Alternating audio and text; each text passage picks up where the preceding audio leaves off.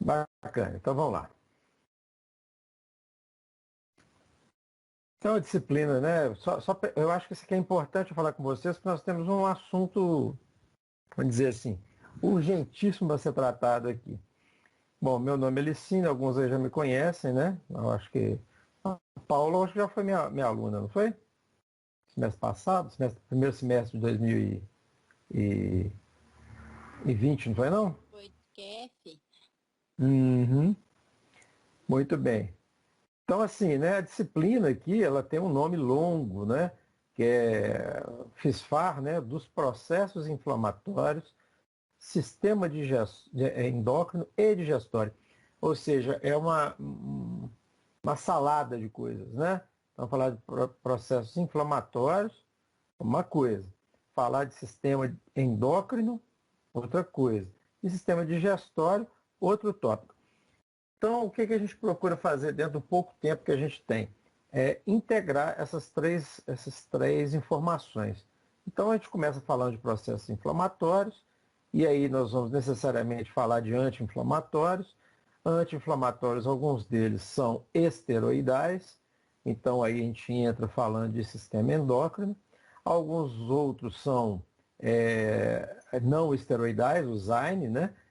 E os ZYNE, eles têm uma ação muito lesiva sobre o trato digestório, então a gente fala de trato digestório, fala de antiácidos, fala. Então, a gente tenta trabalhar de uma maneira mais ou menos integrada aí, essas informações, ok? Apesar de quando você for encontrar essa estrutura dessa disciplina, vocês vão ver lá a estrutura da disciplina, está lá, fisiopatologia do processo inflamatório agudo e crônico, farmacoterapia da inflamação, depois fisiopatologia e farmacoterapia do endócrino e depois do digestório, como se fossem quatro momentos, né?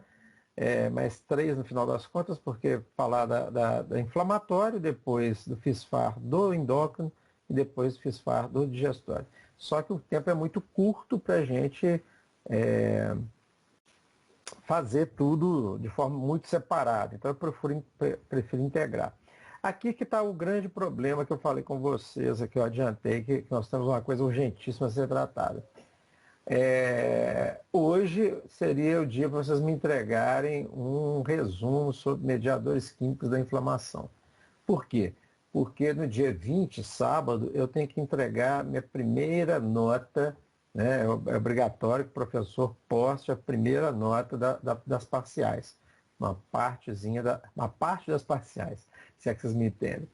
Então, no dia 17, a gente faria, né, o que seria hoje, que é hoje, teria que me entregar essa, né, até escrito errado, tá? Medicadores, mediadores, tá? Mediadores químicos da inflamação.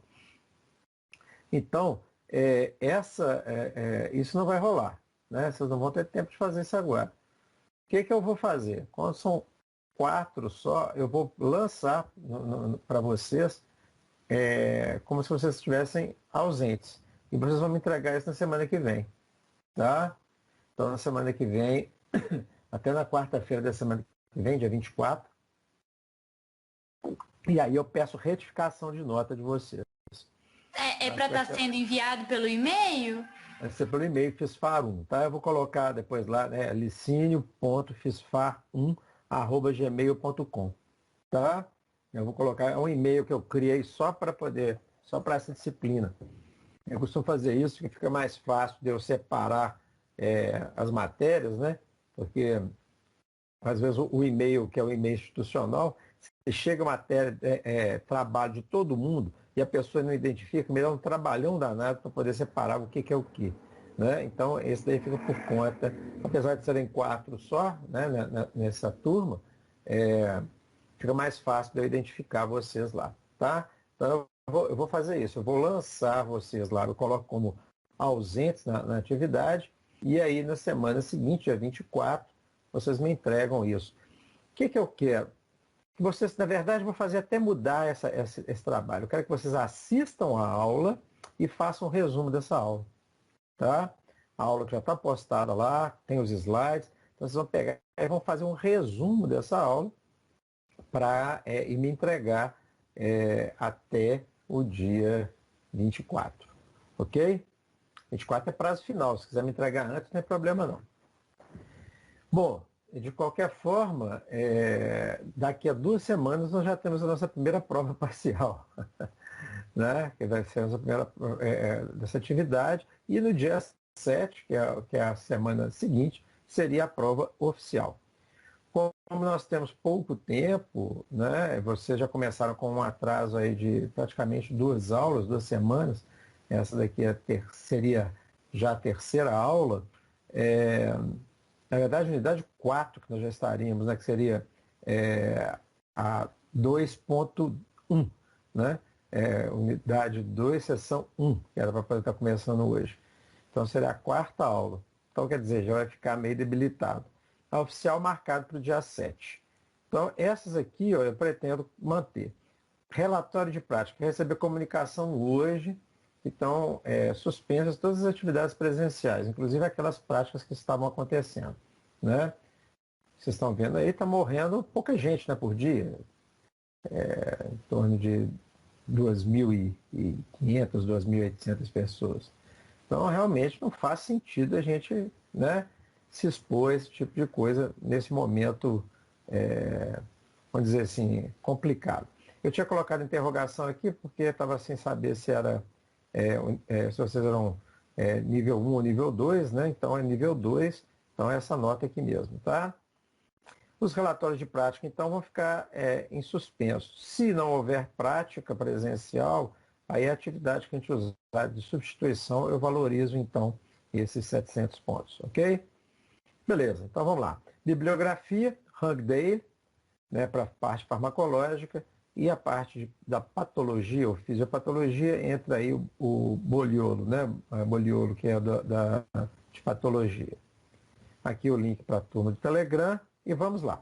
Então, na semana passada, nós iniciamos falando de inflamação, basicamente inflamação aguda. Então, vocês vão ver o vídeo lá depois, mas resumidamente, deixa eu fazer um desenhozinho aqui, só um segundo. Deixa eu mudar aqui para o meu quadro.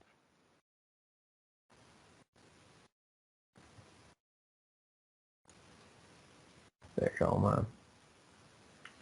uma página em branco. Na verdade, não é página em branco. Essa aqui foi a que eu usei até para poder apresentar lá na aula. Então aqui, né, tá ótimo para poder falar um pouquinho, né? Então, as lesões, né, a inflamação, ela sempre começa com uma lesão. Então vocês vão ver lá, né, eu classifiquei os agentes que vão produzir essa lesão, essa agressão ou injúria, tá?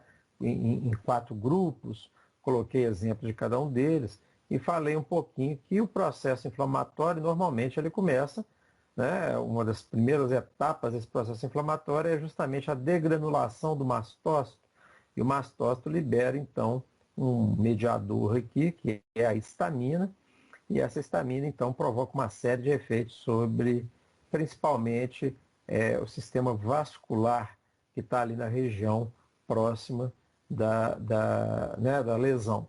Mas também outras coisas vão acontecendo aí ao mesmo tempo.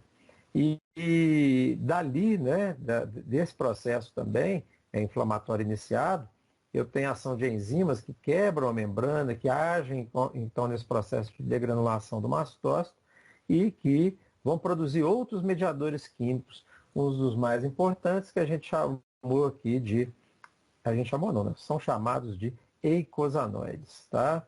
Então, esses eicosanoides são mediadores químicos do processo inflamatório. Eles, a histamina, como eu disse, tá? E basicamente esses eicosanoides, eles pertencem a algumas classes, tá? Esses eicosanoides eu tenho as prostaglandinas,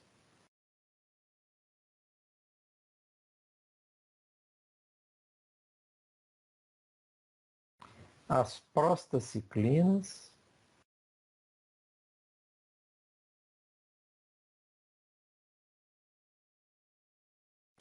as tromboxanas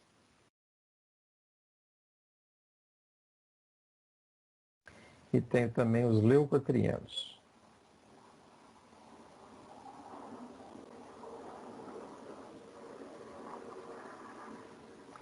Bom, bacana. É, várias ações esses mediadores aqui têm, esses eicosanoides têm, né? Então, agem desde ações fisiológicas, como da prostaglandina, que age no estômago, aumentando a liberação de muco protetor, né? A prostaglandina que também age na contratilidade uterina, a prostaglandina que age regulando pressão, né, de arteríola renal, né, para poder controlar a filtração glomerular. Eu tenho também, né, prostaciclinas que fazem esse tipo de papel, que aumenta a sensação dolorosa, igual a prostaglandina também. E as tromboxanas que agem no processo de coagulação celular, a coagulação sanguínea, desculpe, coagulação sanguínea, e os leucotrienos, que têm uma atividade mais nas vias respiratórias e que vão desencadear processos como asma, rinite, tá? Então, esses são alguns exemplos aí, né, de mediadores químicos. Fora esse, né, então a gente falou aí da histamina, né, a histamina é um dos principais. Eu tenho também o PAF, que é o fator de ativação plaquetária, nome a sigla em inglês, né? Então tem vários outros aqui que vão aparecer aí no processo inflamatório. Então aqui é só para poder dar uma geral, né? Então toda inflamação ela começa normalmente com uma agressão. E a agressão ou injúria, ela pode ser de vários tipos, né? Eu posso ter aquelas, eu faço a diferenciação lá no vídeo, né? Que eu faço a diferenciação entre inflamação e infecção.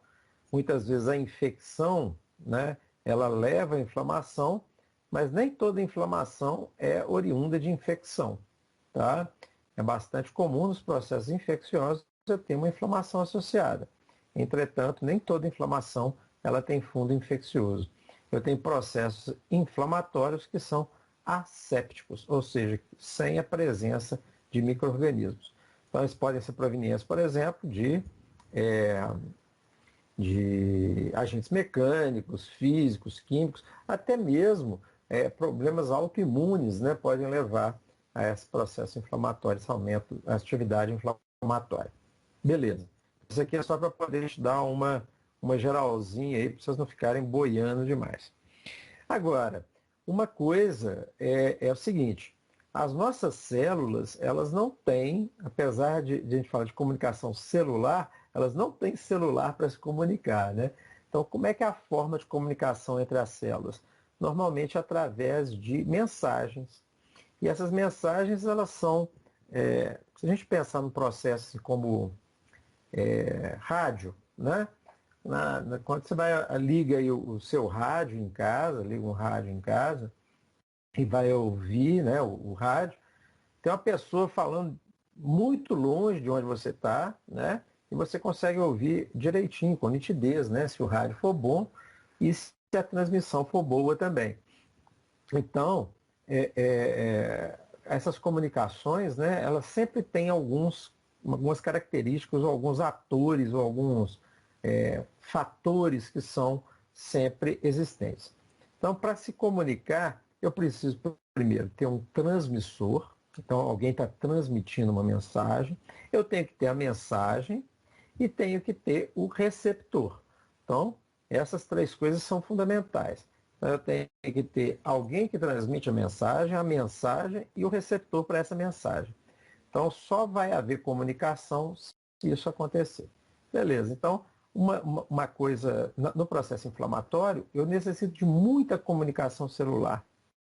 Ah, uma coisa, antes da gente ir para adiante, meninas, para que serve o processo inflamatório?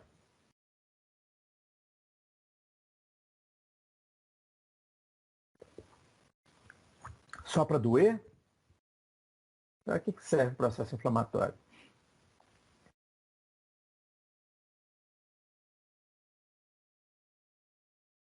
Silêncio sepulcral.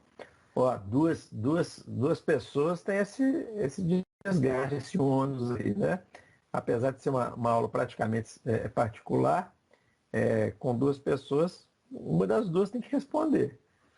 Não tem importância responder errado, não. Vai lá. Ele é como se fosse uma reação de que algo está errado. Sim, né? Tem uma mensagem ali, tem alguma coisa errada, né? Meu organismo tem que corrigir um problema, não é isso? Beleza, tudo bem. Né? Então, então, isso é ruim? Não, nem sempre. Nem sempre, né? Hum. Em que ocasião que é ruim?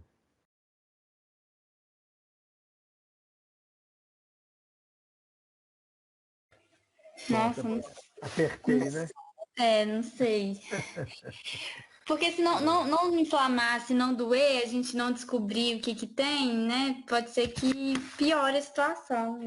Vocês já viram falar de pé diabético? Pessoa que tem diabetes, muitas vezes tem que amputar dedo do pé, às vezes parte do Sim, pé, porque né? dá uma ferida, né? Por que daquilo? Você sabe? Alguém já falou com vocês? Não. Porque uma das características da diabetes, ou do diabetes, é a diminuição ou presença de chamadas microangiopatias. O que é isso? Anjo é vaso. Micro, né, são pequenas lesões, né, pequenas patologias, né, ou vasos dos vasos pequenos, né, patologia dos vasos pequenos. Então, esses capilares, essas extremidades, eles acabam recebendo, ficando muito fragilizados, né? E todo mundo aí, eu acho que vocês duas aí que estão assistindo já devem ter, eventualmente, sentado de mau jeito e ficado com a perna ou com o pé dormente. Não já? Então imagina, por que isso acontece? Porque a vascularização é interrompida, você interrompe o fluxo sanguíneo e aí você perde a sensibilidade naquele órgão, né? naquele membro, no caso aí o pé. Agora pensa no diabético, o diabético que tenha essas microangiopatias e que vai ocasionar, ou que vão ocasionar, essa diminuição da vascularização local e, consequentemente, uma diminuição da sensibilidade daquela região. Então, ele dá uma topada, lesiona ali, além de não ter um fluxo sanguíneo adequado, ele não tem essa sensação dolorosa, né? Então, quer dizer, isso que você falou tem tudo a ver, né? Eu preciso que doa, eu preciso que. Para poder eu preservar aquilo ali também. Jogador de futebol, é muito comum acontecer isso, não só jogador de futebol, mas todo atleta de alto rendimento, às vezes ele está lesionado, ele faz uma infiltração de um anti-inflamatório, usa um anti-inflamatório para poder competir. Só que aquilo, na verdade, só diminui a sensação dolorosa, diminui o processo inflamatório momentaneamente, mas a lesão continua, né? A lesão continua. Então, a gente iniciou aí a disciplina falando que a inflamação ela começa com uma lesão. E isso não é né, o fim, né? Isso é só o começo. Ou seja, a lesão, a injúria, ela desencadeia a inflamação. Para quê? Para que seja corrigido. Então, a principal função da inflamação é restaurar, restabelecer, né? Regenerar aquele tecido lesionado, proteger, às vezes, de invasão de micro-organismos. Então, é uma série de atividades. Agora, se isso, né, regeneração tecidual, né, processo de reorganização ali do tecido, recomposição do tecido, processo de proteção ali, né, contra um micro-organismo invasor, isso tudo parece ser coisa boa, né? Então, para que eu uso anti-inflamatório? Né? Essa é uma grande questão, né? Para que eu vou usar um anti-inflamatório? Ele reduz a dor, a inflamação, para você Não, mas poder tratar a lesão.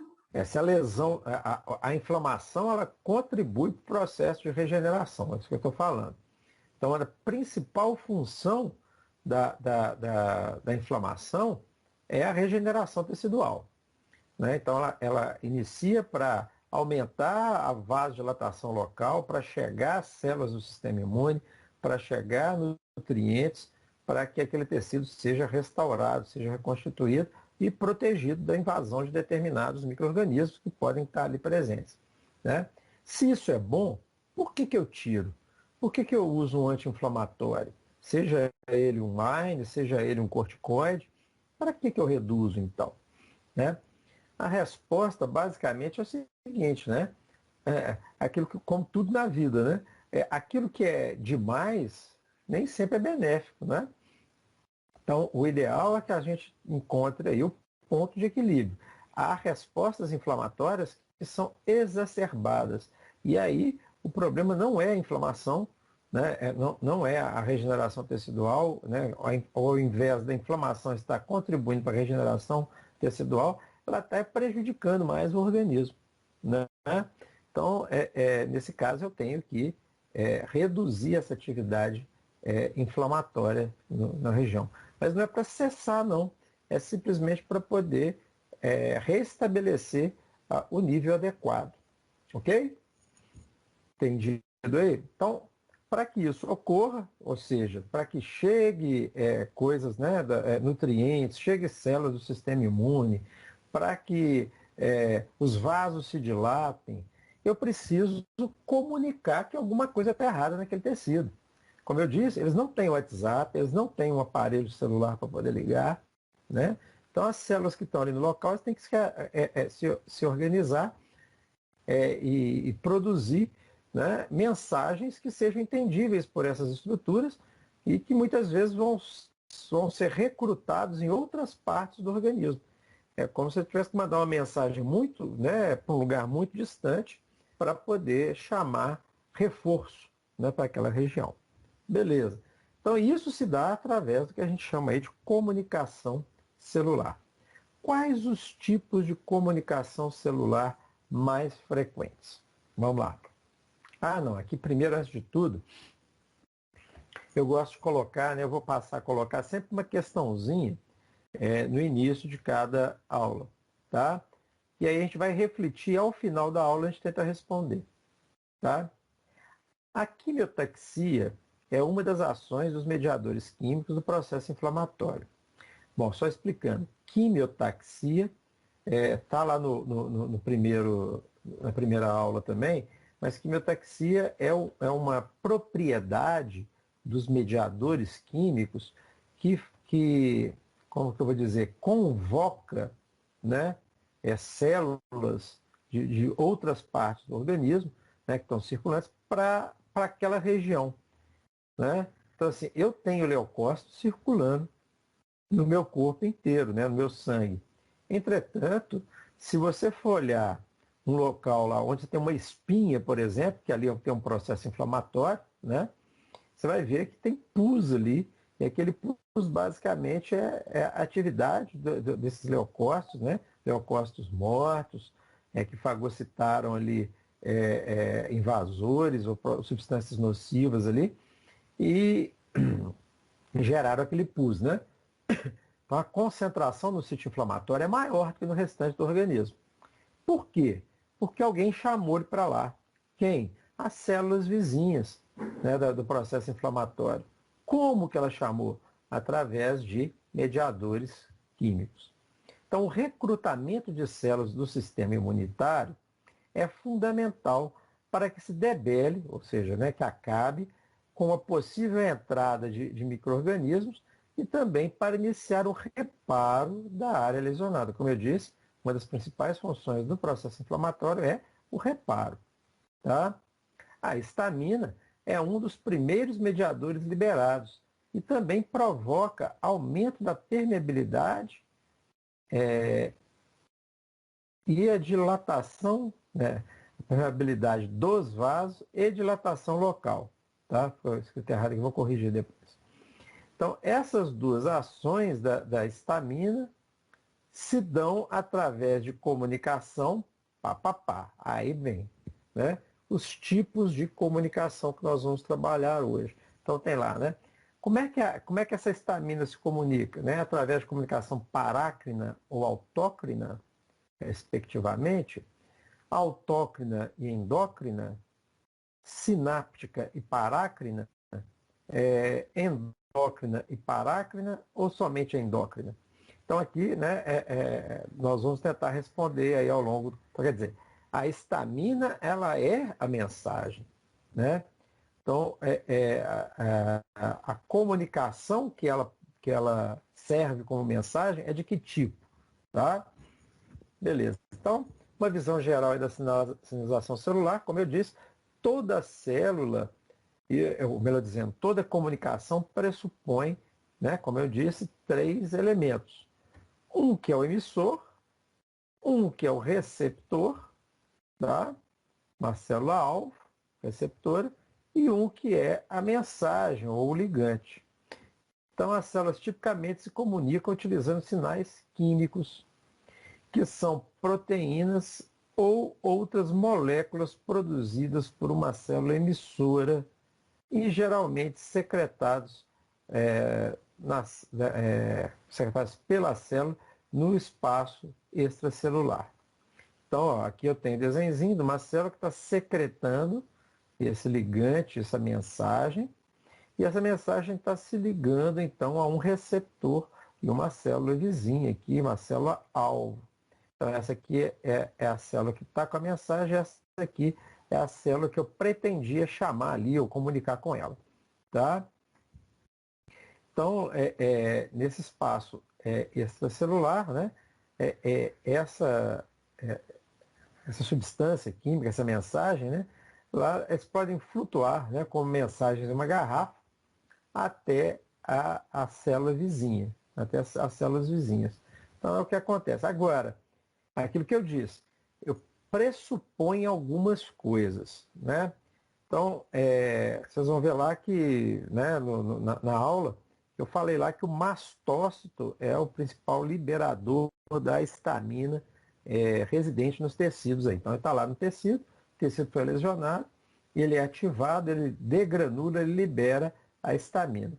Então, a célula emissora aqui é o mastócito. Deixa eu escrever aqui, quer ver? Vou escrever por cima aqui. Então aqui seria, né? Vamos chamar isso daqui, né? No processo inflamatório, isso aqui seria o mastócito.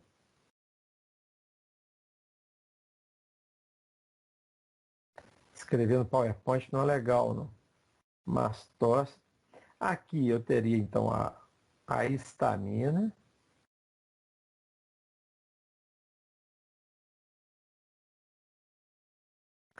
E aqui eu tenho diversas estruturas, né?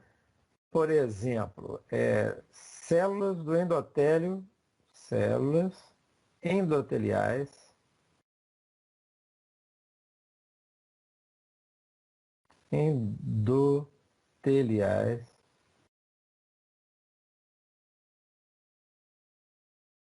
dos vasos,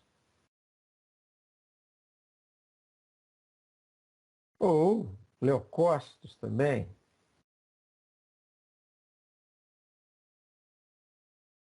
Então, são células que vão responder ou vão captar essa mensagem da histamina e vão dar uma resposta, tá? Agora, a histamina está sendo liberada ali. Por que que tem célula que responde e célula que não responde? Porque isso aí depende da presença de um receptor. Então, tem que haver um receptor, tá? Então, sem receptor, não vai haver resposta. É igual, né? Agora nós estamos conversando aqui, mas tem certeza que se você ligar o rádio, tem alguém falando lá, né? Tem alguma música tocando, alguma coisa do tipo. Então a mensagem está no ar. Por que que a gente não está ouvindo essa música? Porque a gente precisa de um receptor para ouvi-la, que é o rádio, certo? Aqui da mesma forma, né? A célula precisa desse receptor para poder entender a mensagem. Beleza. Então a mensagem ela vai ser carregada por um ligante, desculpe, a mensagem que é carregada por um ligante é geralmente retransmitida por uma cadeia de mensageiros químicos dentro da célula. Então aqui a gente chama de segundos mensageiros. Tá? Nos antigamente, meu pai é de uma cidade do interior de Minas Gerais chamada Laranjal, cidadezinha pequenininha e tal. Quando eu era pequeno, esse negócio de aparelho celular não existia. Nem telefone fixo direito as pessoas tinham, ainda mais no interior. Então, às vezes eu ia tentar comunicar com a família lá né, dele, né? E minha avó morava na roça, não tinha telefone. Então, o que tinha que fazer? O processo era bem complicado. Você ligava para uma central lá em Laranjal. Lá na central, eles mandavam um mensageiro lá para a casa de um tio meu que morava na cidade.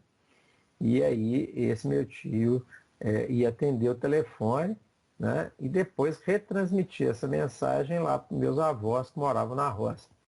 Então, é um processo bem demorado, complicado e tudo mais. Mas é mais ou menos isso daqui, ó. Então, muitas das mensagens, elas têm várias etapas até acontecer uma resposta realmente, né? Então, você tem a mensagem, liguei lá para o posto, né?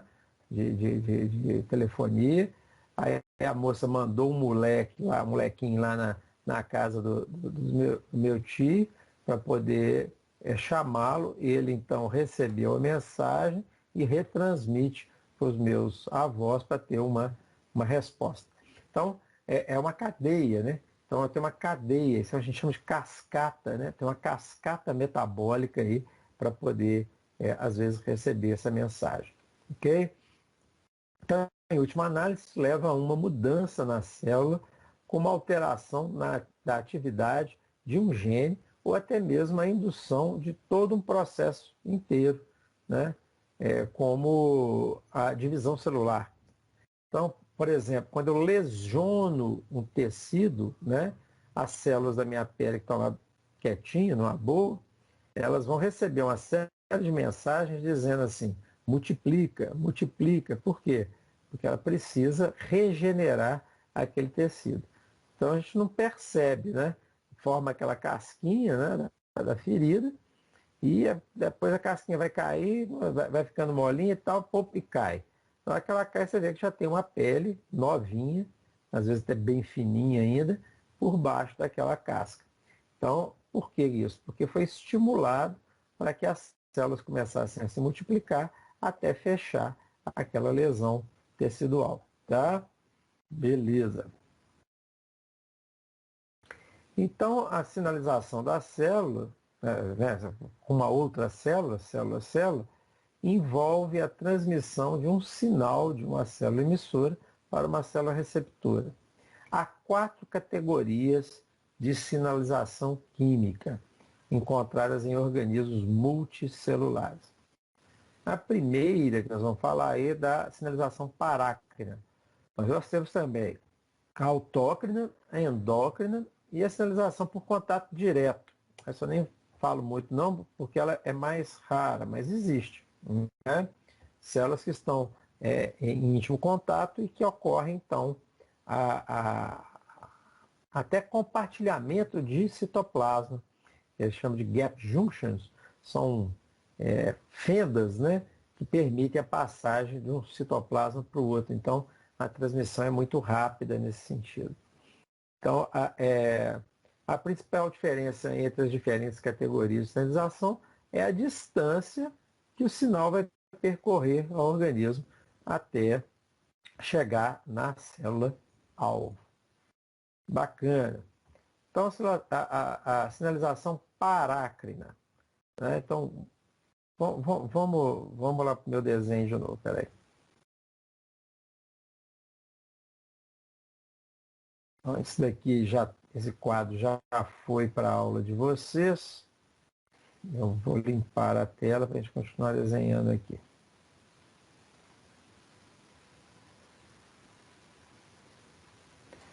Beleza.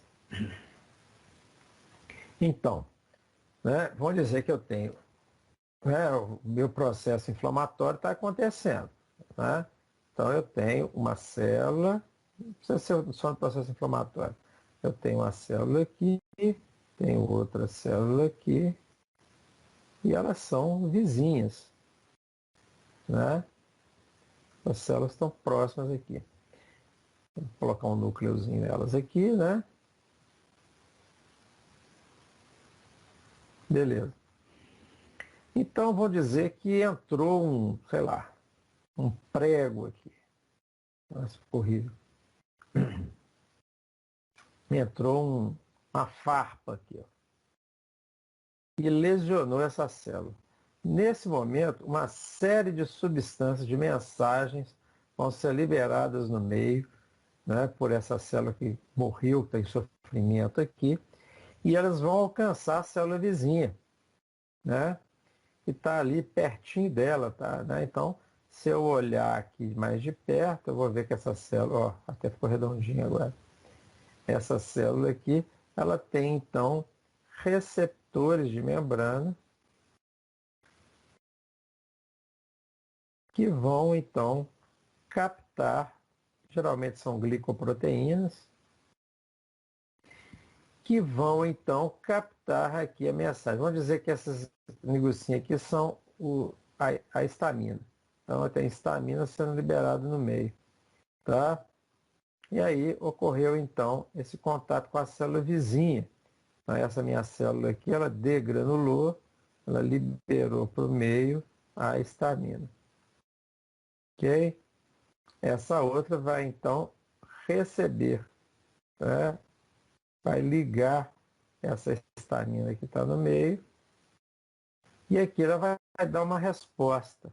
Por exemplo, se essa aqui for uma célula do endotélio dos vasos, então vamos imaginar aqui, ó, várias células do endotélio dos vasos.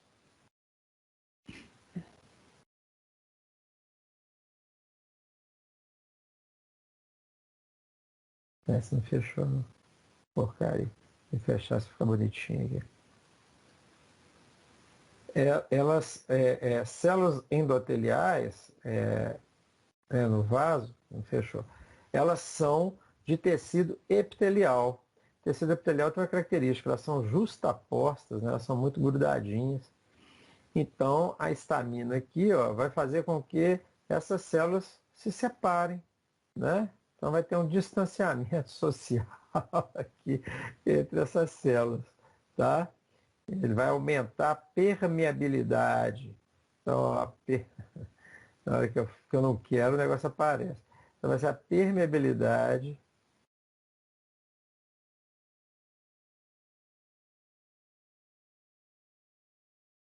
A permeabilidade vai ser aumentada, né?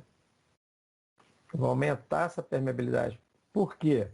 Porque, nesse caso, né, eu vou precisar da passagem lá de imunoglobulinas, de células, para poder alcançar aqui o tecido. Vamos dizer que aqui é o tecido, né? E aqui é o sangue. Ó. O sangue está fluindo aqui, assim, nesse sentido. Tá? Beleza. Então, é isso. Então, aumenta a permeabilidade. Então, a resposta foi esse encurtamento das células, né, de forma a abrir espaço para a passagem das outras células. Então, houve uma comunicação. Só que essa comunicação ela aconteceu numa célula vizinha, muito próxima, né, que está ali paralela né, ou do lado ali da célula emissora.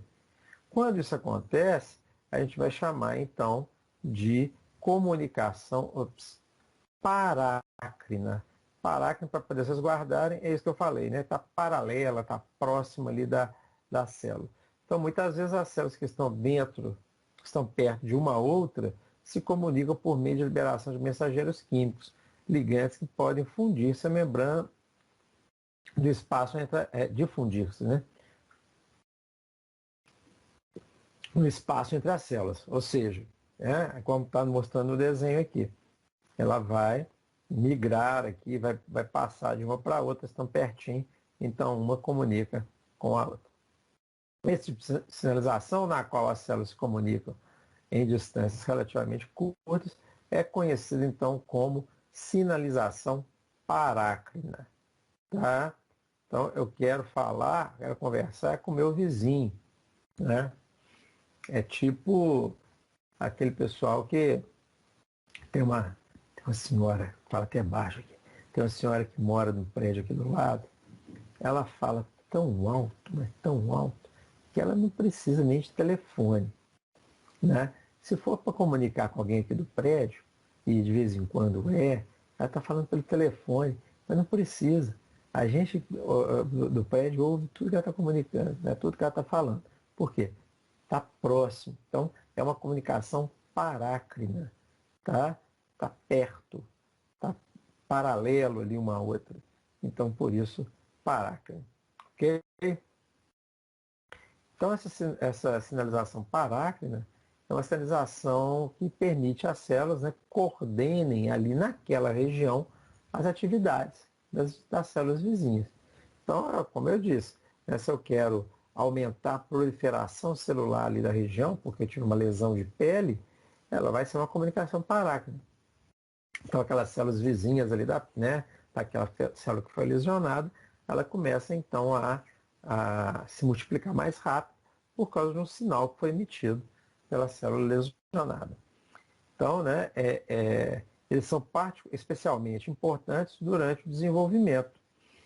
Isso é outra coisa, né? Não é só em lesão que ocorre atividade, né, ou sinalização parácrina. Por exemplo, na síntese sanguínea, né? Então você tem, né, a liberação de determinados fatores que vão atuar ali do lado, uma do lado da outra ali, da outra célula, e vão começar a se dividir, né? Agora tem hormônios também que vão ser liberados lá na hipófise, que vão agir lá na suprarrenal para poder estimular a atividade daquela glândula. Então, tem isso, né? Tem comunicações mais próximas e comunicações mais distantes. No caso da parácrina, é o tipo de comunicação mais próximo que a gente tem. Um exemplo, né, de comunicação parácrina é a sinalização sináptica. Né? Se vocês lembrarem aí de uma sinapse, né? A sinapse a gente chama de sinapse química, justamente porque a maior parte delas né? Porque é através de um mediador químico também. No caso, a gente chama nesse caso, a gente chama de neurotransmissor. Né? Porque através, entre neurônios, ele está provocando, então, a atividade, né? Ou ativação do outro lado. Né? Então, aqui eu tenho, por exemplo, vamos imaginar que isso aqui seja uma célula, um neurônio pré-sináptico, né? Que vai ser, então, no caso aqui, a nossa célula emissora. E eu tenho aqui embaixo o neurônio pós-sináptico, que é a célula receptora. Aqui na sinapse está acontecendo, então, a comunicação entre elas. Se vocês lembrarem, não sei se vocês se lembram, mas na sinapse existe um espaço entre um neurônio e outro. Eu tenho a chamada fenda sináptica. Eles não estão grudados um no outro. Até existe situação onde ocorre essa união. Como eu disse, quando ocorre a formação do gap junction, né? Esse buraquinho aí que comunica uma estrutura com a outra. Mas aqui não. Né? Eu recebi um estímulo, o estímulo vem daqui nesse sentido, né? Ele vai então fazer ou ocasionar com que essas vesículas sinápticas aqui, que estão cheias de neurotransmissor, se fundam a membrana e liberem então o seu conteúdo no meio. Então esse é o neurotransmissor e aqui eu tenho o receptor do outro lado. Tá? O neurotransmissor se conecta no receptor e propaga o efeito no neurônio seguinte. Então isso daí é uma forma então de comunicação parácrina, né? Um exemplo de comunicação parácrina. Então esse processo é chamado de sinapse, que é a junção entre duas células nervosas, onde ocorre uma transmissão de sinal. Quando o impulso alcança a sinapse, ele provoca a liberação de ligantes chamados neurotransmissores. Isso é que a gente está falando. Né? Os quais rapidamente cruzam um pequeno espaço entre as células nervosas. Então, o espaço sináptico. Isso que a gente está mostrando aqui é só uma ilustração. Esse espaço é que eles chamam de espaço virtual. Praticamente não tem espaço, elas não estão pregadas uma na outra, mas o espaço é mínimo, tá? O espaço é mínimo mesmo. Beleza. Bom, então vamos responder essa questão do dia aqui. Nós vamos fazer uma pausinha agora, porque é 8h40 nossa pausa, tá? E depois a gente vai. Então, beleza. Ficou faltando slide, o que eu estou vendo? Está faltando alguns slides aqui. Será que eu deletei os slides sem querer? Vamos fazer o seguinte, não vou responder a questão ainda agora não. Vamos fazer essa pequena pausa, que eu vou corrigir esse problema, que está faltando slide aqui. E aí a gente volta daqui a 10 minutos, tá? Tá bom. Só quando eu tomar um café ali também e corrigir esse slide. Então a gente terminou falando aqui da sinalização parácrina, não é isso? E as sinapses, né, químicas, né, os neurotransmissores, ou também chamar de neurohormônios, né, são então essas as mensagens, né? A outra forma de comunicação é a sinalização autócrina. O que é isso? Auto é quando, né, a pessoa faz uma coisa com ela mesma, né? Então é isso, a autócrina é a célula comunicando consigo mesmo. É complicado, né? Parece engraçado, mas por que uma célula vai mandar uma mensagem para ela própria, né? Então isso daí é, existe no nosso organismo, né? E muitas vezes está associado a processos importantes do nosso dia a dia, tá? Então na sinalização autócrina, num sinal celular, por si só, liberado de um ligante, né, que se liga a receptores em sua própria superfície, né, ou dependendo do tipo de sinal, em receptores dentro da célula. Então, a célula ela libera, né? Então, eu tenho a paráquina que vai de uma para outra aqui para uma vizinha, e a autócrina é a substância libera um sinal para ela mesma. Engraçado isso, né? Em muitos casos, um sinal pode ter tanto os efeitos autócrinos quanto parácrinos. Isso acontece, né? Ligando-se às células que enviam o sinal, bem como a outras células semelhantes na região. Só um outro exemplo, então deixa eu usar ali meu quadro de novo. Deixa eu apagar aqui um pouco. Bom, beleza. Aqui estão vendo agora? Sim. Beleza. Então tá.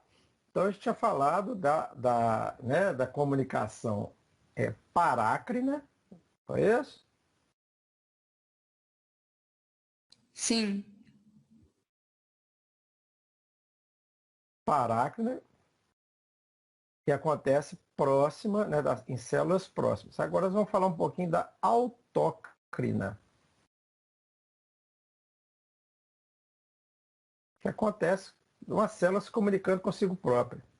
Então, se eu fizer aqui o neurônio pré-sináptico, esse aqui é o pré, e esse aqui é o pós.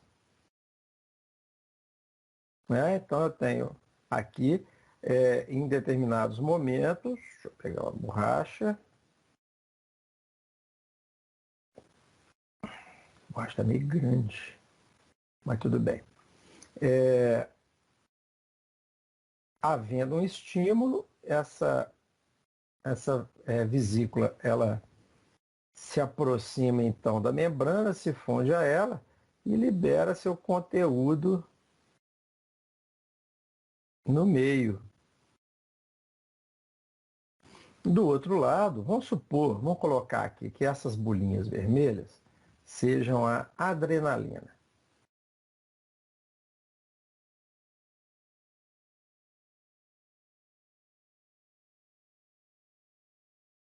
Ok? Então, a adrenalina, essa bolinha vermelha aí. A adrenalina, ela tem, então, vocês devem saber, tem dois tipos, tem vários tipos de receptores, mas os dois mais importantes seriam os receptores beta e os receptores, vou colocar de outra cor aqui para não ficar, receptores alfa. O alfa que está aqui do outro lado da membrana, é o alfa 1. tá? Então, na hora que eu libero a adrenalina no meio, se liga no alfa-1 e vai, né, provocar os efeitos decorrentes disso daqui, né, da atividade adrenérgica. Entretanto, eu tenho um outro receptor que é pré-sináptico, que está no neurônio pré-sináptico, que é o alfa-2. Tá? O que ocorre? Essa adrenalina que está no meio também se liga no alfa-2. Então, ligou no alfa-1, ligou no alfa-2. O que o alfa-2 faz? Ele impede a liberação de mais adrenalina para o meio. Mas por que isso? Gente, todo estímulo ele tem que ter um início, tem que ter um fim, né? Não adianta eu ficar, ou pior, né? Se eu ficar estimulando diretamente ali o neurotransmissor, né? O receptor, eu vou provocar, às vezes, uma convulsão no indivíduo, tá? Então, se for uma noradrenalina, né? Se for uma dopamina, eu posso induzir aí um processo de convulsão no indivíduo. Então, o excesso de neurotransmissor não vai significar uma resposta melhor, não. Pelo contrário, pode complicar a situação. Então, todos nós, né, nós temos, né, mecanismos que a gente chama de feedback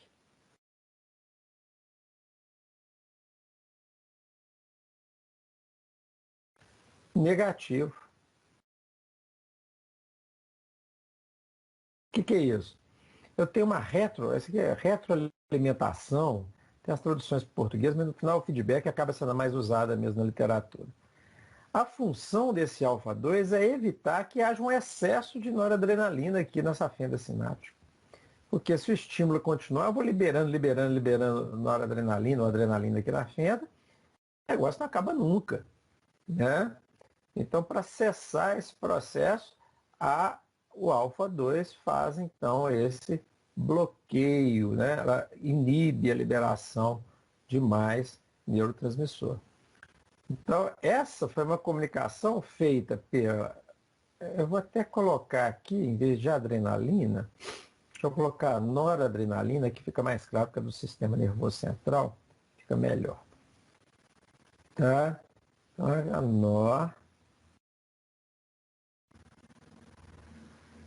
noradrenalina.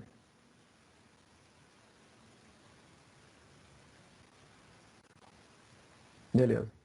Então, a noradrenalina. Então, a noradrenalina, ela foi liberada pelo pré-sináptico e atuou no próprio pré-sináptico para diminuir ou para cessar o efeito, tá?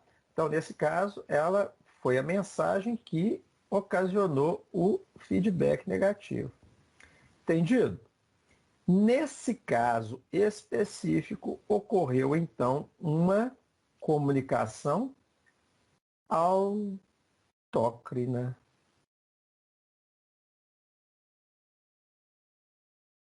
Tá?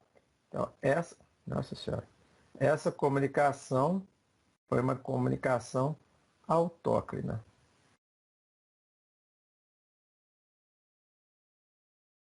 Exemplificando aqui.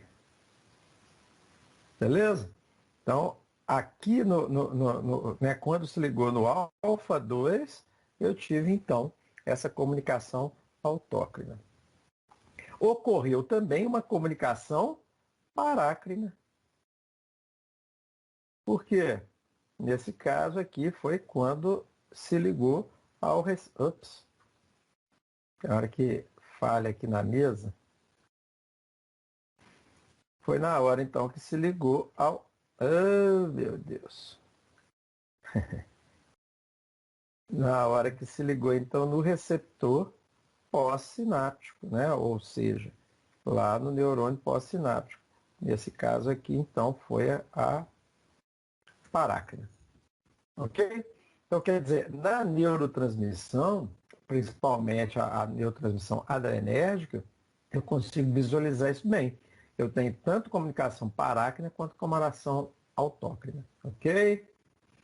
Bacana. Vamos lá, voltemos ao nossa comunicação. Beleza. Eu tenho ainda a sinalização endócrina. O que é a sinalização endócrina? Bom, quando a gente fala de sistema endócrino, e é tema da nossa disciplina, a gente vai lembrar logo de hormônio, não é isso? Ah, né? Então, sistema endócrino, eu vou no endocrinologista. Ah, tem aquela pessoa ali tem um problema de tireoide, igual o povo fala. Ah, eu tenho tireoide. Eu falo assim, pô, graças a Deus, né? Eu também tenho, né? Ou então fala assim, ah, eu tenho adenoide. Você também tem, graças a Deus. Então, quer dizer, tem pessoas que têm problema com a tireoide, né? Ou ela funciona demais, ou ela funciona de menos. Então, se ela funciona demais, ela está liberando muito hormônio tiroidiano no sangue. Se ela funciona de menos, ela está liberando pouco, né? Então, a característica da comunicação endócrina é que esses hormônios, que são a mensagem, eles vão percorrer longos caminhos até chegar no seu alvo. Então, por exemplo, os hormônios hipofisários saem lá da hipófise, lá da base do crânio, né? No centro lá do crânio, e vão então ganhar a corrente sanguínea e chegar, por exemplo, lá na gônada, né? Vai chegar no homem nos testículos, nas mulheres nos ovários, e vão induzir a liberação, a produção de outros hormônios. Aí nos homens libera lá testosterona, essa testosterona vai conferir atividade aí nas células, nas glândulas sudoríparas, na produção de pelo, né, no engrossamento da voz, por aí vai. Né? Então, quer dizer, tem uma resposta sistêmica. Agora, uma coisa caracteriza todas elas, né, esses hormônios. Toda comunicação via hormonal, ela é feita basicamente pela corrente sanguínea. Então, quando eu tenho que mandar uma mensagem muito para longe, né, eu preciso de um transportador. Quem que é o transportador nesse caso? É o sangue. Então, joga na corrente sanguínea, né? Então, as glândulas endócrinas liberam esse hormônio na corrente sanguínea e esse hormônio vai percorrer todo o organismo. Ah, professor, mas por que o hormônio adrenocorticotrófico, ele vai agir só lá na adrenal, lá na córtex, né, da adrenal? Ué, por quê? Porque só naquelas células eu tenho receptores que vão entender aquela mensagem. Vocês lembram da história que eu falei do rádio aqui? Não adianta, ó, eu tenho no momento aqui no ar, né, eu não estou vendo, não estou ouvindo, mas tem centenas de estações de rádio, centenas de comunicações acontecendo aqui. Inclusive a transmissão via internet, coisas do tipo que eu não consigo visualizar nem consigo ouvir. Né? Mas se eu tiver o receptor próprio, igual vocês estão me ouvindo aí agora, isso aí está sendo transmitido, sei lá, via satélite, via cabo, mas eles vai chegar na casa de vocês. Né? Então, só se você tiver o receptor e estiver sintonizado no mesmo canal, é que você vai conseguir decifrar aquela mensagem. E é o que acontece aqui, né? Então, as glândulas ou as células alvo dos hormônios hipofisários, elas têm o receptor próprio para aquele hormônio. E, consequentemente, elas vão responder ou vão conseguir ler aquela mensagem que foi enviada. Entendido? Alguma dúvida? Não? Entendi. Bacana. Então tá. Então, gente, a gente tem interação também, né? Outra coisa que aparece é a interação fármaco-receptor, que é uma coisa relacionada com farmacodinâmica. Não sei se vocês fizeram farmacologia, né? Mas a farmacodinâmica é uma das áreas da farmacologia aí que vai tratar justamente da interação do fármaco-receptor e o efeito oriundo disso daí, né? Então, eu tenho diversas atividades de fármacos que vão agir assim. Bom, Não só fármacos, eu estou falando aqui de interação fármaco-receptor, mas eu posso falar aqui também de mediadores inflamatórios e receptores. A mesma coisa, tá? Na verdade, os fármacos fazem o quê? Eles se utilizam de receptores que a gente já tem para poder produzir o seu efeito, né? Então, não é muita novidade. Os fármacos, eles são uns substitutos ou são falsos mediadores químicos que vão ativar ou inativar determinado receptor. Ou seja, ou eles vão transmitir uma mensagem, às vezes até mais clara, mais evidente, mais potente do que a mensagem original, produzida pelo nosso organismo, ou vão lá bloquear para evitar que aquela mensagem seja lida. Então, né, os agonistas e os antagonistas agem dessa forma. Beleza, então eu tenho diversos níveis, né, para acontecer. Então, primeiro, o nível molecular. Então, eu vou ter a interação da droga ou da substância química ou do mediador químico, né, com o seu alvo molecular. Tá? Então, eu tenho lá o receptor, como mostrei ali. Eu tenho o receptor alfa adrenérgico, alfa 1 adrenérgico, né? Então, essa droga ela vai se ligar com o seu alvo. Esse alvo ele pode ser um receptor, ele pode ser um canal iônico, ele pode ser uma enzima e pode ser um carreador de moléculas. Dali, houve ativação, eu vou ter uma resposta celular. Porque esses receptores, esses alvos biológicos, eles estão ligados às células. Então, vai ocorrer um mecanismo de transdução do sinal. Eu vou traduzir, na verdade, aquela mensagem que foi percebida lá pelo meu receptor, né? E aí, né, eu vou ter, né, as drogas agindo lá no canal iônico, na enzima, né? É a primeira coisa que vai aparecer. Então, a ligação que vai abrir ou fechar, né? Um canal iônico, ou aumentar ou diminuir a atividade de uma enzima, ou estimular ou bloquear a ligação com o receptor de membrana. Bom, ocorreu isso na célula, obviamente que isso acontecendo em diversas células, eu vou ter uma resposta no tecido, tissular, né, no tecido.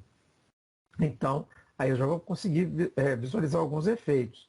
Por exemplo, se eu estou com uma pessoa que está com uma depressão importante no sistema nervoso, e eu uso lá uma noradrenalina, uma dopamina, uma dobutamina, e a pessoa, né, aumenta ali o estado de alerta, né, eu estou provocando, ativando a eletrogênese, né, a transmissão nervosa, ou ocorre lá uma contração muscular, ou a secreção de determinada glândula, ou inibição da secreção, como acontece, por exemplo, com os inibidores de bomba de próton, né?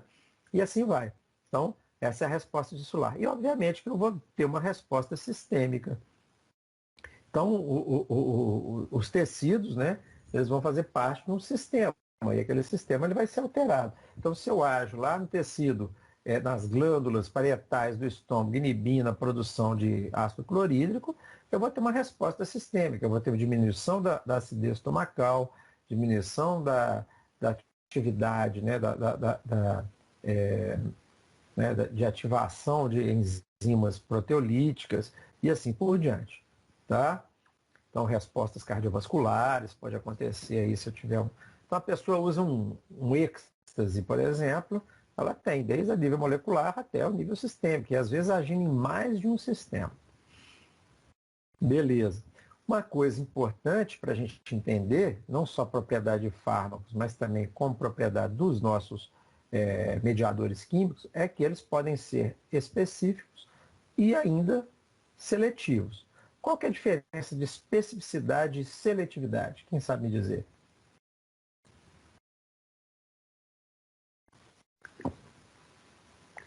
Seletividade é que você escolhe alguns.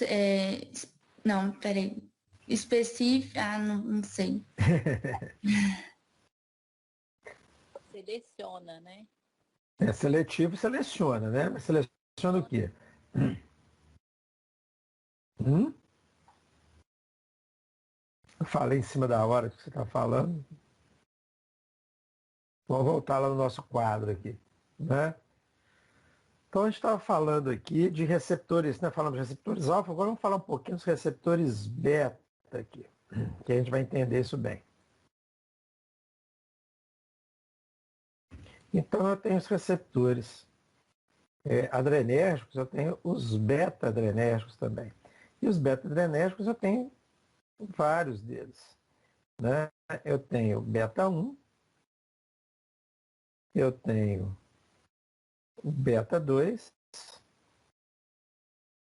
tenho beta 3 também, e até mais.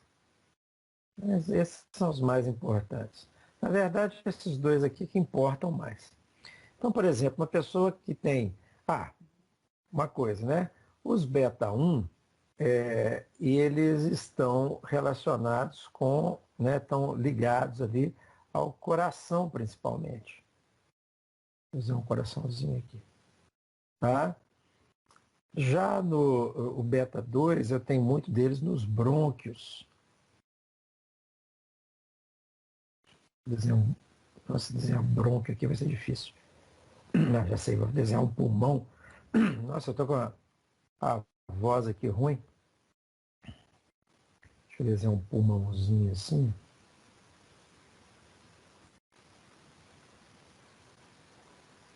Não, meu pulmão ficou. Ih, apareceu esse trem. Quero assim não.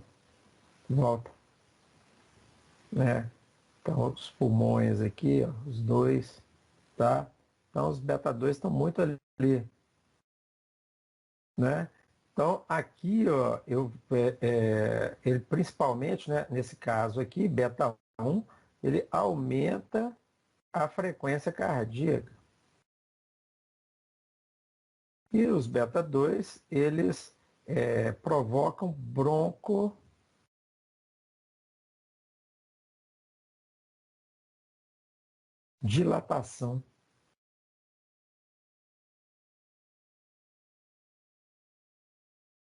Ok. Pessoas que têm pressão arterial alta normalmente usam alguns fármacos para poder corrigir isso. Então, só para lembrar aqui, então, a pressão arterial, o que, que ela é? Pressão arterial é igual ao débito cardíaco vezes a resistência vascular periférica. Beleza. No débito cardíaco, o que, que eu tenho? Né? O que, que compõe esse débito cardíaco? O débito cardíaco, por sua vez, é frequência respiratória, frequência cardíaca vezes o volume sistólico. Então, esse daqui é a quantidade de ml de sangue que sai a cada batida do meu coração. E aqui é o número de vezes que meu coração bate por minuto. Então aqui, ó, o débito cardíaco vai ser dado então em batimentos, em ml, desculpa, em ml por minuto. Então, quantos ml sai de sangue por minuto no meu coração? A resistência vascular periférica quer dizer aí do calibre dos vasos, né? Então, quando o vaso está muito estreito, ele vai oferecer mais resistência à passagem do sangue. Quando ele está mais dilatado, essa resistência é menor. Então, quanto maior a resistência, maior a PA, né? Ou seja, se eu aumento aqui, se eu elevo a pressão arterial, deixa eu colocar uma outra. Então, se eu elevo a resistência vascular periférica, eu necessariamente vou levar também a uma elevação da pressão arterial. Ok? Se eu aumento a frequência cardíaca, eu vou aumentar o débito cardíaco, concorda? Se eu aumento o débito cardíaco, eu também elevo a PA. Ok? Então, uma das coisas que é feita, né, é normalmente usar bloqueadores beta-adrenérgicos. Exemplo, um dos mais antigos, o propranolol.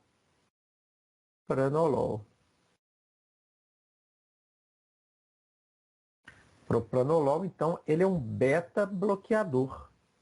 né? Então, ó, beta bloqueador.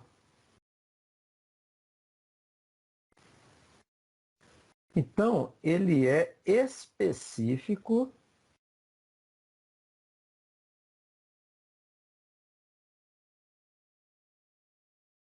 para receptores do tipo beta. Ele não age em alfa, tá? Ele só age nos beta. Mas qual beta? Todos. Então, o que, que acontece? Se eu tiver um indivíduo que eu quero reduzir a frequência cardíaca dele, para poder melhorar a PA, eu vou bloquear, deixa eu pegar outra cor aqui, eu vou tentar bloquear os beta 1. Entretanto, acontece que ao tomar o propranolol, eu bloqueio também beta 2. Não vou nem falar do beta 3 aqui, vamos ficar só nesses dois aqui. Então, beta 2. Ó, e se esse indivíduo tiver, por exemplo, asma? Vocês já pensaram? Olha só, na asma, se eu bloqueio, bom, primeiro vamos entender o que acontece, né? Se eu bloqueio beta 1, eu vou ter o quê? Uma redução da frequência cardíaca, na verdade, né? Então, ao usar, eu vou ter uma redução da frequência cardíaca, usando o propranolol. Então, o propranolol agindo em beta 1 vai me causar uma redução da frequência cardíaca. Entretanto, ele também vai agir sobre beta 2 e ao invés de provocar broncodilatação, ele vai induzir a broncoconstrição.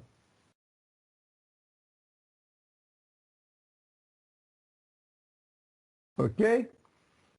Então, se a pessoa tiver asma, isso aqui é fatal, né?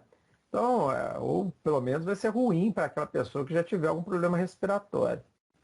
Então, o que é que eles fizeram?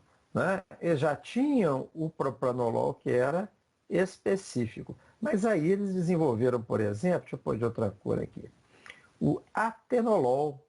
Já viram falar? Então, o atenolol ele age só em receptor beta 1. Ou seja, ele é beta 1 seletivo. Vocês me entendem? Ou seja, eu vou ter um fármaco que é específico para beta e seletivo para beta 1. Então ele vai agir aqui, ó, ele vai produzir a redução. Eita, que danado.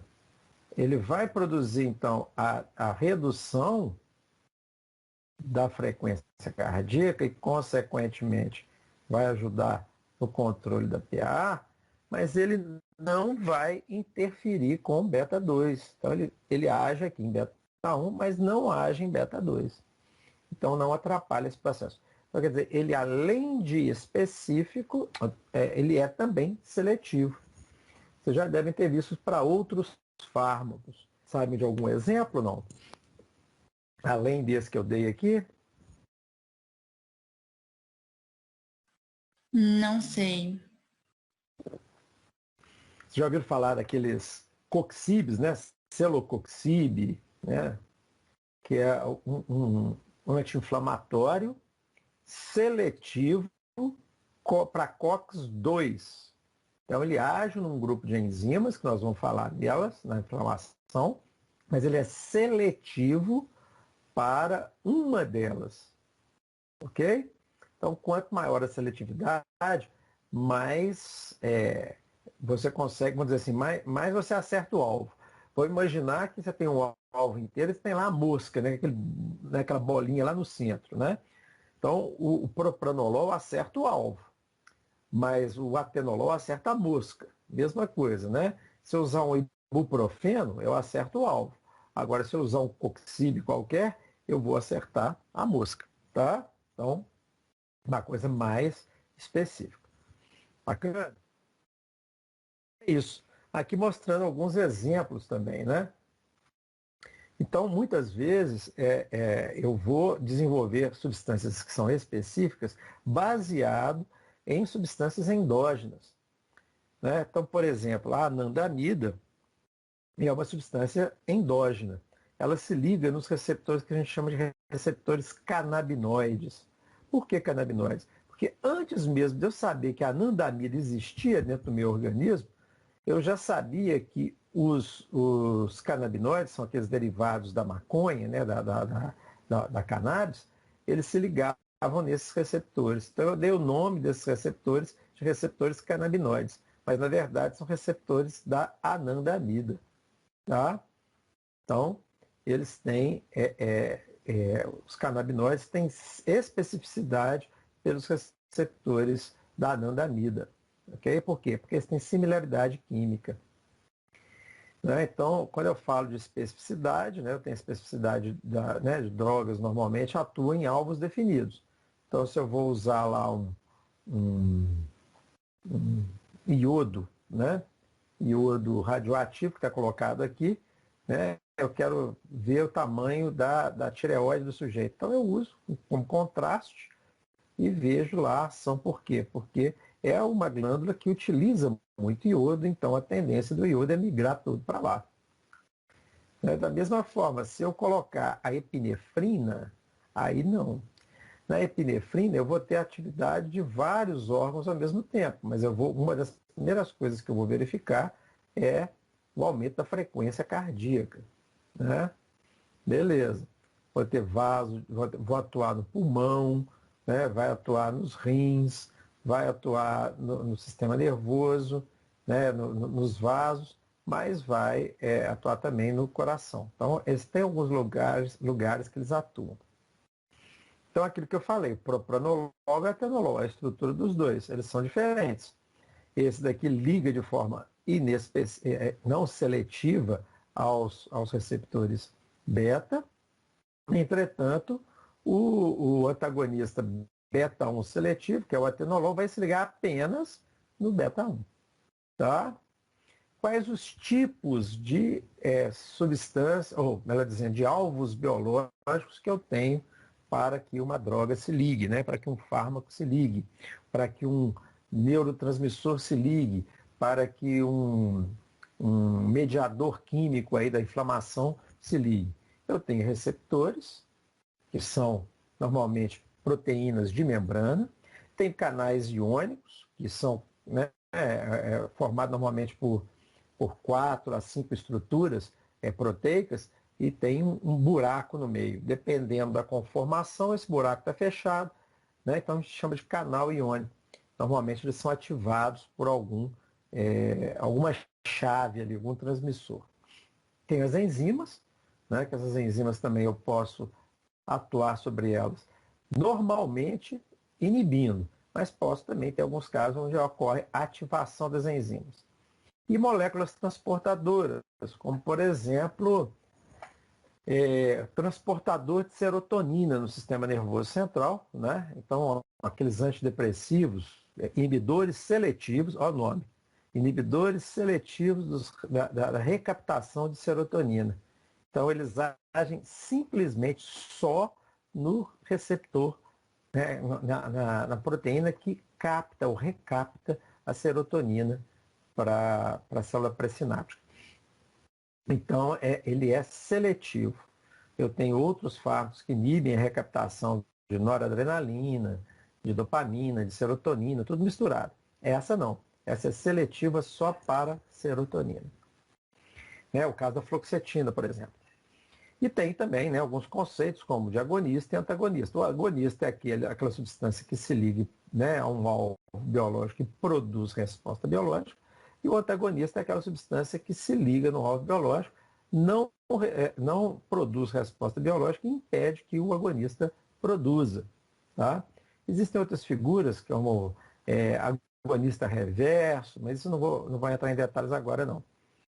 Então, aqui só mostrando, né, o efeito que pode ser direto, ligando, abrindo ou fechando o canal iônico, o mecanismo de transdução, que vai necessitar, então, de ou ativação de um grupo de enzimas, ou modulação de canal, ou transcrição de DNA. E o antagonista, normalmente, ele não tem nenhum efeito direto, mas o efeito observa é justamente pela ausência de efeito. Vamos entender isso.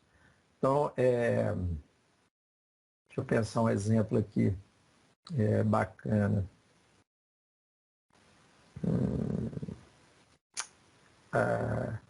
Vamos falar esse mesmo, que a gente acabou de falar, dos anti-inflamatórios, né? Então, os AINE, eles são inibidores, tá, de uma enzima, que são as enzimas que produzem os mediadores químicos da inflamação. É o caso, por exemplo, do ácido acetilsalicílico, do ibuprofeno, do cetoprofeno, né? do naproxeno, e por aí vai. Ácido mefenâmico, a gente pode falar aqui, ficar dias falando o nome de fármacos inibidores, né? da COX. Né? Existem aqueles que que se ligam então e produzem um antagonismo. Então eles evitam que o ácido araquidônico seja quebrado e forme então prostaglandina, prostaciclina, tromboxana, né? Ou leucotrieno. Tem também, né, os inibidores de leucotrieno. Então, né, antagonismo. Eu tenho aqueles que bloqueiam canais iônicos e aqueles que modulam canais iônicos. Bloquear é obstruir mesmo, como se fosse uma rolha entrando aqui. Né? O outro vai se ligar numa das estruturas e fazer com que ela ou fique aberta mais tempo ou fique fechada mais tempo. Aqui também das enzimas, né? aquela história. Eu vou ter também o inibidor, que bloqueia a enzima, né? Substrato falso, né? que vai ser metabolizado no lugar do substrato verdadeiro. Isso aqui é muito usado em antibióticos, né, como é o caso do sulfinatoxazol trimetroprima, né, principalmente as sulfonamidas. E prodroga, que são aqueles fármacos que vão precisar da ativação pela enzima. E eles não têm atividade, mas depois que se ligam na enzima, a enzima os torna ativos. Exemplo aí da simvastatina, por exemplo. E os transportadores, como eu disse, que o exemplo seria, né, o transportador, vamos supor que isso aqui é a serotonina, ela se liga então numa molécula proteica que está ligada à membrana, vamos supor que isso aqui é o lado de fora, está na fenda sináptica. Então o que acontece? Ele se liga, ao se ligar ocorre uma mudança conformacional e ele volta com a serotonina para o interior do neurônio pré-sináptico, para evitar que o efeito continue ali. Então, quando eu uso um inibidor seletivo da recaptação de serotonina, o que eu estou fazendo? Eu estou bloqueando, seja de que forma for aqui, o retorno da serotonina para o interior da célula pré-sináptica, né? Faz com que haja mais tempo, né, serotonina na fenda sináptica e, consequentemente, o efeito da serotonina, que vai ser, né, antidepressivo, que diminui a atividade, o apetite, vai aparecer aí, tá? E o substrato falso vai levar a acúmulo do substrato não natural. Tá, aqui eu não vou descer agora nesses detalhes aqui não, tá? Depois a gente mostra isso daqui. Já está terminando nosso horário. Depois eu vou falar isso aqui com mais calma, porque vamos para a nossa questão do dia aqui. Vamos lá. Eu vou dar dois minutinhos para vocês lerem a questão aí e me responderem. O que vocês acham que é essa questão? Qual a resposta dessa questão aí? Descobriram? Seria letra D? Quem que falou? Foi a Paula ou a Evelyn? Evelyn. Ou Evelyn. E a Paola? O que você acha, Paola? Então, eu estou entre a A e a D também. A e D. Então vamos tentar, vamos resolver elas juntas aqui. Então está falando que a quimiotaxia, taxia, né, vou pegar um táxi, né? O táxi é uma forma de transportar, né? Então taxiar, né, dirigir, não é isso? Quando passar o avião tal está taxiando na pista, ele está se movimentando ali naquela pista, beleza? Então, quimiotaxia é esse movimento induzido por uma substância química, no caso, um mediador químico da inflamação. Tá? Então, a quimiotaxia é uma das ações dos mediadores químicos do processo inflamatório. Qual que é a função dele? Né? Então, ele faz o recrutamento de células do sistema imunitário. Para quê? Para que debele uma possível entrada de micro-organismo e também que inicie o processo de reparo da área lesionada. Bacana. Essas células do sistema imune, elas estão vizinhas à célula que foi lesionada?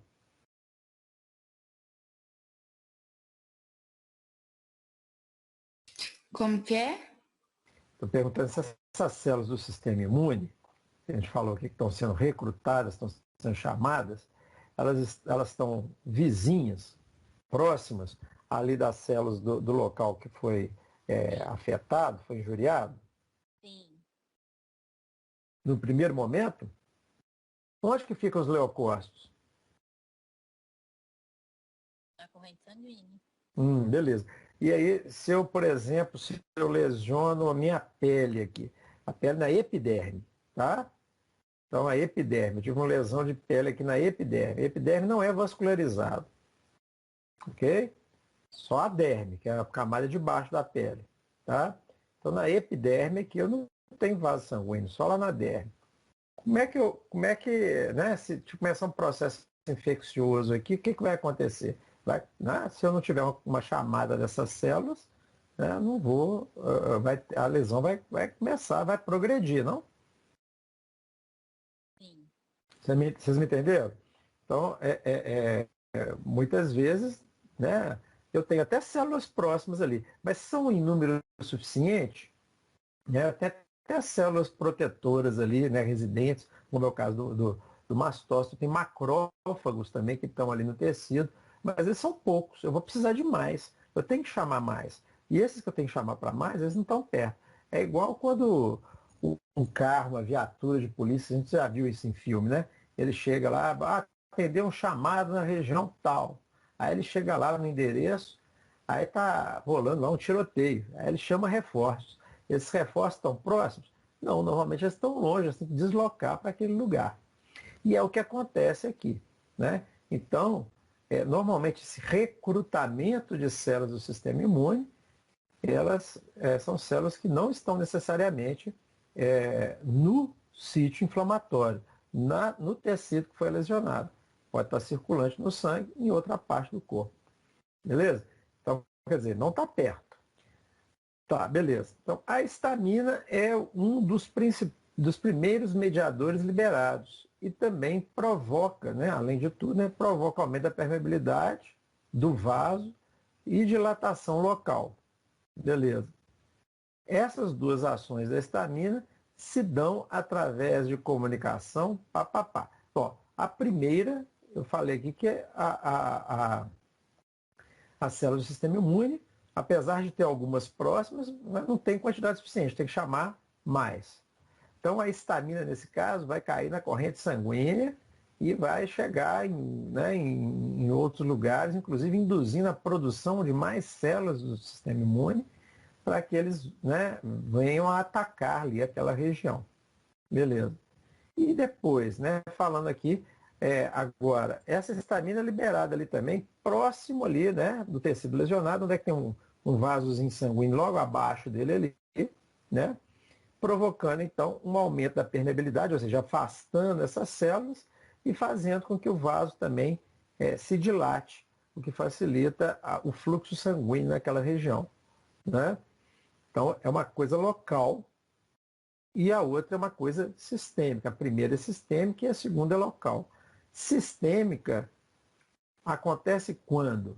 Né? Qual tipo de comunicação que é sistêmica, que usa corrente sanguínea?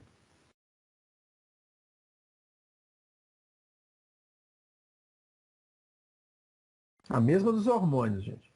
Como assim? Não entendi. Qual o tipo de comunicação que usa a corrente sanguínea como veículo para levar a mensagem? Endócrina. É endócrina. Beleza. Então, ó, já matamos. Só tinha uma endócrina aqui como primeira. Então, a letra D. A outra é parácrina, vocês concordam?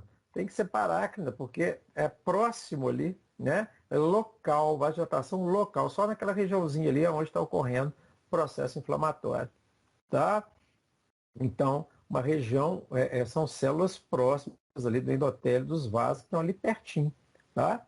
Então, endócrina e parácrina, respectivamente. Ok? Beleza? Beleza, ok. Então, hoje é isso, meninas. Alguma dúvida? Não. Não. Uma dúvida sobre o resumo. Aí a gente é para assistir a aula da semana passada, fazer um Isso, resumo e te enviar, né? isso. Eu vou colocar na, na aula de hoje, tá? Eu vou corrigir esse slide que foi faltando e vou colocar lá o e-mail para onde você tem que me enviar o resumo. Ok? Não, tá bom então. Beleza. Terminando aqui, eu vou fazer isso. Falou, meninas, um bom descanso e até semana que vem. Semana que vem a gente começa no horário, 7 horas, tá? Se alguém tiver problema, aí me fala, Tá tá? bom. Alô, Boa noite. boa Boa noite, um noite, abraço para tchau. vocês.